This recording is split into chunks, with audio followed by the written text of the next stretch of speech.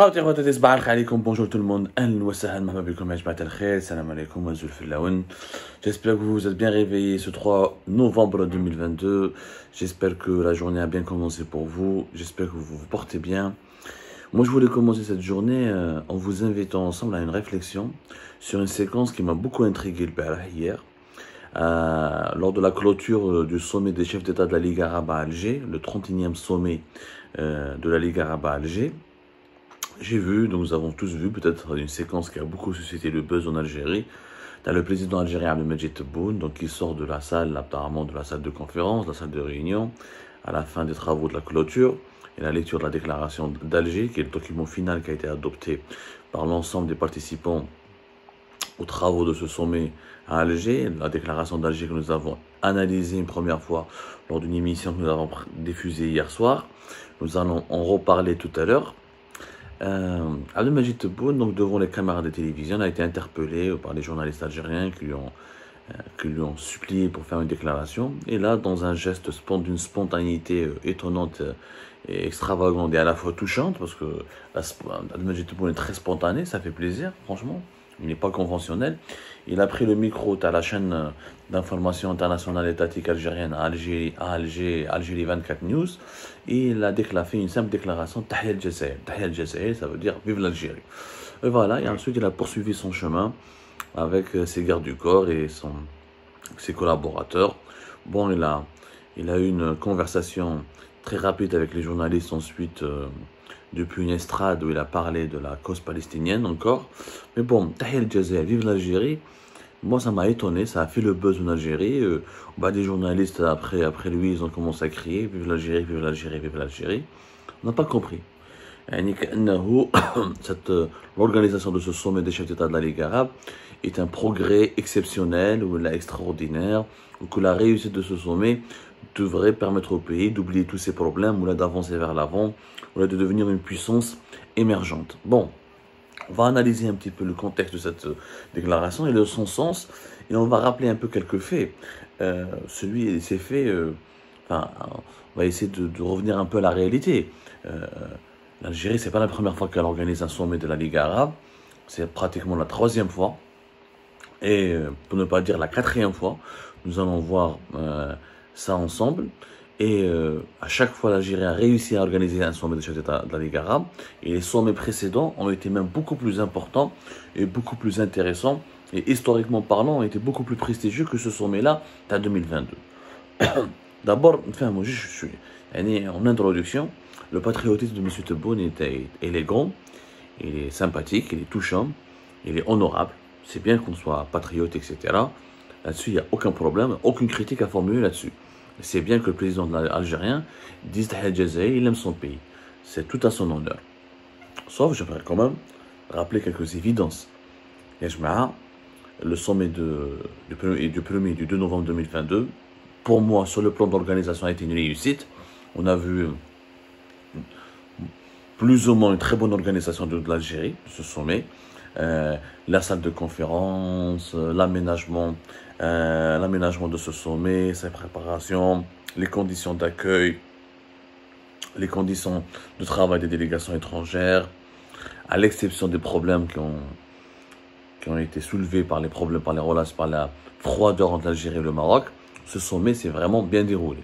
Là, il n'y a rien à dire, il s'est vraiment bien déroulé.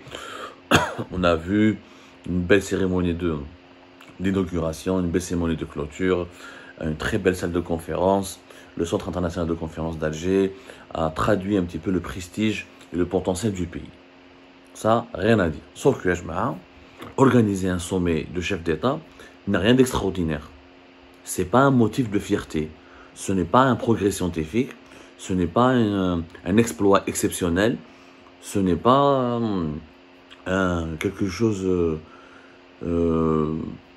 c'est pas une réussite qui peut permettre à un pays de se distinguer sur la scène internationale. De nombreux pays à travers le monde, et des pays beaucoup plus pauvres, beaucoup plus limités que l'Algérie, ont organisé des sommets africains, des sommets arabes, des sommets asiatiques, etc. Et l'histoire n'a rien retenu de cela. En fait, encore une fois, un sommet politique, comme celui des chefs d'État de la Ligue arabe, c'est pas la Coupe du monde de football, c'est pas la Coupe d'Afrique des Nations, c'est pas les Jeux Olympiques. c'est pas un événement scientifique international, c'est pas un événement, c'est pas un grand festival culturel, c'est pas un grand festival de cinéma, c'est pas quelque chose d'extraordinaire, quoi. C'est quelque chose de très ordinaire que l'Algérie a déjà réalisé 4 sommets. Encore une fois, c'est le 4e sommet. Et absolument rien, il n'y a rien de, il n'y a pas de mérite, en tout cas, il n'y a pas un mérite exceptionnel. On ne peut pas se targuer d'organiser un sommet en invitant des chefs d'État africains, arabes. En fait, organiser, accueillir un chef d'État, tendre le micro, organiser une conférence dans une salle, c'est pas, c'est pas un exploit, ni scientifique, ni économique, ni culturel, ni sportif. Donc, quand on dit vive l'Algérie après le sommet des chefs d'État de la Ligue arabe, moi je comprends pas. Oui, vive l'Algérie tout court, vive l'Algérie après, vive l'Algérie, l'Algérie elle est dans notre cœur. On l'aime énormément dans chaque jour, à chaque instant. Ça, je te vive l'Algérie à la fin du sommet des chefs d'État de la Ligue arabe. L'organisation. Organiser un sommet, encore une fois, ne relève pas du génie. N'importe quel pays à travers le monde pour organiser un sommet. Le génie, il est dans l'organisation d'une Coupe du Monde, d'une Coupe d'Afrique, des Jeux Olympiques, de compétitions d'un grand festival de cinéma ou de culture, d'un grand festival de musique. C'est ça le génie. Mais organiser, ramener une dizaine de chefs d'État et chacun part dans un micro, dormir dans un hôtel et partir, c'est pas extraordinaire. Encore, maintenant, un rappel de certaines vérités. Le centre de conférence, le CIC de Club des Pins, c'est pas la nouvelle Algérie qui l'a construit. C'est encore une fois l'Algérie de Bouteflika. C'est l'Algérie de Bouteflika. Le CIC de Club des Pins, la nouvelle Algérie n'a construit aucune infrastructure qui a servi à ce sommet. Ce sommet était prévu bien avant l'arrivée de Abdelmajid Tebboune au pouvoir et bien avant la chute de Bouteflika et de son régime. La beauté du CIC de Club des Pins, sa propreté, ou le fait que le CIC de Club des Pins existe, c'est grâce à Bouteflika et Jma'a. Encore une fois, c'est la vieille Algérie, ce n'est pas la nouvelle Algérie. C'est un chantier qui a coûté à l'Algérie plus de 500 millions de dollars, qui a été construit par les Chinois. Et tout a été il a été inauguré en 2016. Et encore une fois, c'est, comment vous expliquer, une réalisation qui ne peut être, qui tout simplement à l'actif, qui ne peut être qu'à l'actif de l'Algérie de Bouteflika. Ce n'est pas la nouvelle Algérie. Qui m'a la grande mosquée d'Alger, qui m'a les infrastructures des Jeux méditerranéens, qui m'a tout ce que nous avons en ce moment comme infrastructure, ou comme réalisation, ça a été fait par Abdelaziz Bouteflika. Ça n'a strictement rien à voir, avec la nouvelle Algérie.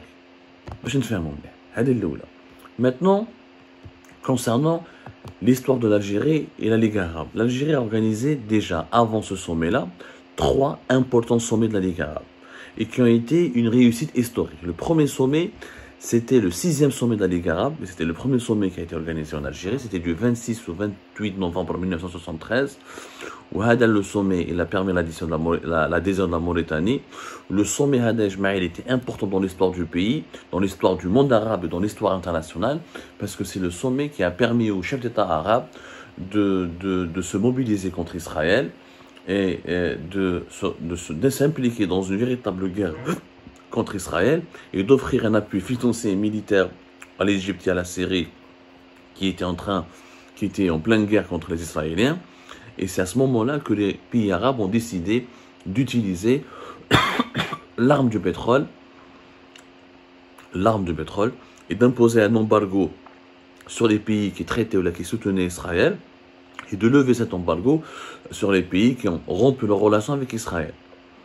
Et à l'époque, lors de ce sommet, le monde arabe était très fort et cette décision de l'utilisation de l'embargo et de l'embargo pétrolier avait créé le premier choc pétrolier, rappelez-vous, 73-74, qui a bouleversé le monde et qui a bouleversé surtout les pays occidentaux. Et le choc pétrolier de 1973, vous pouvez lire Yajma'a, il a provoqué une forte dévalorisation du dollar et il a franchement causé beaucoup d'ennuis à des pays, notamment européens, qui à l'époque, les industries européennes et les pays occidentaux étaient vraiment fortement ébranlés. Donc c'était un sommet historique. Et là, on parle d'une grande réussite parce que les pays arabes ont fait des décisions et des mesures concrètes contre Israël et contre les pays occidentaux qui ont marqué un tournant historique majeur. C'était un sommet vraiment historique. Et ça a été la première grande réussite de la diplomatie algérienne. Le deuxième sommet arabe, important lui aussi et qui a été une réussite, c'est le sommet de 1988, entre le 7 et le 9 juin 1988. Lors de ce sommet, l'Algérie on a beaucoup parlé de la cause palestinienne et de ce qui s'est passé entre la Libye. À l'époque, les États-Unis d'Amérique ont attaqué militairement la Libye. Il y a eu 8 résolutions qui ont été adoptées lors de ce sommet de soutien à la cause palestinienne et de soutien à la Libye qui était vraiment... On dit qu'il y avait beaucoup de soucis à l'époque avec les pays occidentaux. Le sommet de 1988 a eu beaucoup de succès lui aussi. Et on a parlé de thèmes de désarmement nucléaire, on a parlé de la fin de la guerre froide, on a parlé... c'était vraiment quelque chose, c'était vraiment un événement très très important. Vraiment. Le troisième sommet que l'Algérie a organisé et qui a été lui aussi une réussite, c'est le sommet de 2005. 2005, là on a parlé de réforme de la Ligue arabe, là on a parlé de modernisation de plusieurs appareils et de plusieurs institutions qui régissaient les relations bilatérales entre les pays arabes. Là on a parlé encore une fois de la cause palestinienne à chaque fois. Là on a parlé de la crise de la Somalie, la guerre civile qui ravageait la Somalie, où la Ligue arabe et l'Algérie ont joué un rôle important pour réunir et lancer un processus de réconciliation avec l'ensemble des parties prenantes de la crise somalienne, de la guerre civile somalienne, un processus de réconciliation qui a été lancé à Nairobi au Kenya, mais qui a vu la grande implication des pays arabes de la Ligue arabe, parce que je rappelle que la Somalie est considérée comme un pays aussi arabe et qui est membre de la Ligue arabe. La mobilisation des pays arabes contre le terrorisme. Et le sommet de 2005, d'ailleurs, ça a été le dernier sommet auquel a participé le roi du Maroc, Mohamed V. Et Mohamed V, c'était d'ailleurs sa dernière fois, Mohamed VI, pardonnez-moi, son père c'était Mohamed V. Mohamed VI, c'était le dernier sommet de la Ligue arabe auquel il a participé. Et Mohamed VI, d'ailleurs, sa dernière visite à Alger, c'était en 2005, lors de ce sommet de la Ligue arabe. Ce sommet, d'ailleurs, a été organisé du 22 au 23 mars 2005. Donc, ce n'est pas la première fois que l'Algérie organise un sommet de la Ligue arabe et ce n'est pas la première fois que lors de ce sommet, il y a eu des décisions historiques, comme en 1973 ou 1988.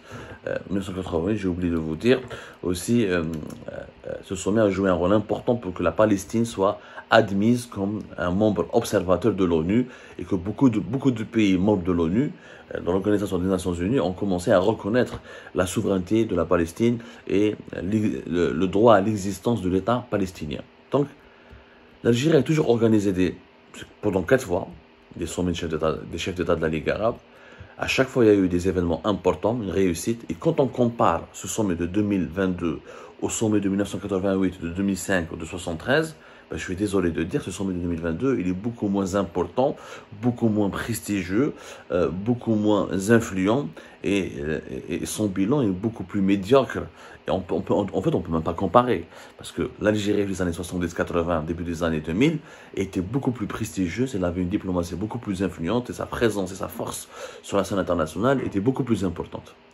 Donc, juste pour rappeler à M. Tebboune que l'Algérie n'est pas née avec son mandat, que la nouvelle Algérie n'a absolument rien fait d'extraordinaire par rapport à l'ancienne Algérie, et que cette nouvelle Algérie de M. Tebboune, comme de M. Chengueleha et des autres dirigeants de l'actuel régime algérien, elle ne vit que du prestige, encore une fois, et de l'influence, et des résidus de l'influence qui ont été hérités de ce qui a été fait durant des décennies par l'ancienne Algérie.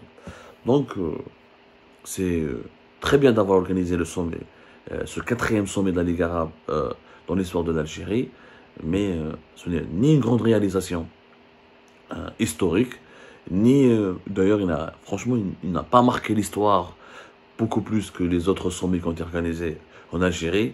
Et l'Algérie, encore une fois, n'est pas née. La grandeur de l'Algérie, son importance, ne sont pas nées en 2022. Nous avons un pays important et influent depuis depuis les premières années de son indépendance. Ça, il faut le savoir, il faut le souligner. Et ce n'est pas bien, il faut rendre à César ce qui appartient à César.